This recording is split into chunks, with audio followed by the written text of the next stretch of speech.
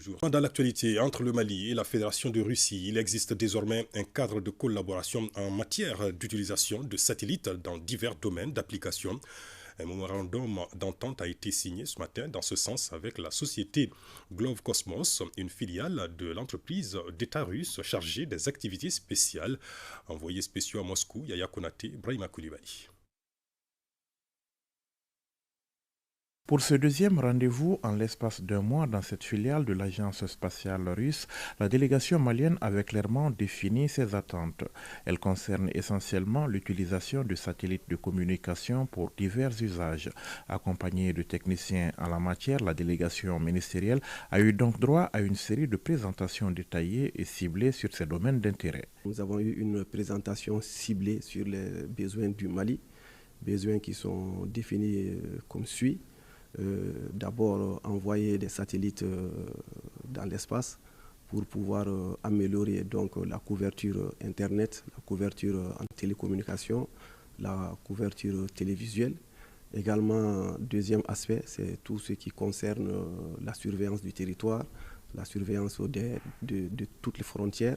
Troisième aspect, c'est tout ce qui concerne le fait humain. Superposer des images satellitaires pour savoir quel est l'impact de l'être humain sur son environnement. Donc tout ce qui est développement urbain, tout ce qui est impact de l'homme sur les cours d'eau, sur les forêts, sur l'environnement, et comment analyser ces données et comment prévenir donc ces impacts humains. Quatrième aspect, c'est tout ce qui concerne la mobilité. Donc, dans le futur, envisager toutes les tracés de voies de communication et ensuite tous les aspects liés donc, à la formation dans ces secteurs, que ce soit la cartographie, que ce soit l'application au domaine agricole, l'application au domaine de l'environnement. D'entrée de jeu, les deux parties ont donc signé un mémorandum d'entente, un document qui balise désormais la voie de la collaboration entre les deux pays dans ce domaine stratégique, un geste qui permet de passer par la même occasion à une phase opérationnelle dans la réalisation des projets envisagés. Les échanges doivent se poursuivre le 17 décembre. On s'est fixé comme délai le 17 décembre parce qu'on a décidé d'aller chaque mois avoir une étape importante.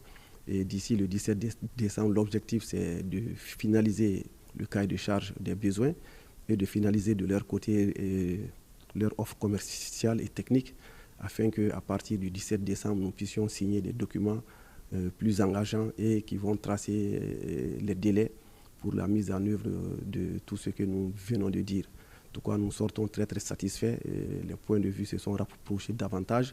Nous avons fait une étape importante qui est la signature d'un document. Nous avons également une convergence de vues sur tous les projets. Il s'agit juste donc de définir et de bien détailler ça et de bien donner tous les détails techniques nécessaires dans un cahier de charge et de signer maintenant des offres, de recevoir les offres commerciales, de les évaluer et de signer des contrats nous permettant donc de fixer les délais de réalisation de toutes ces infrastructures. La société Glove Cosmos avec laquelle le mémorandum d'entente a été signé est une filiale de Roscosmos, entreprise d'État chargée du programme spatial de Russie.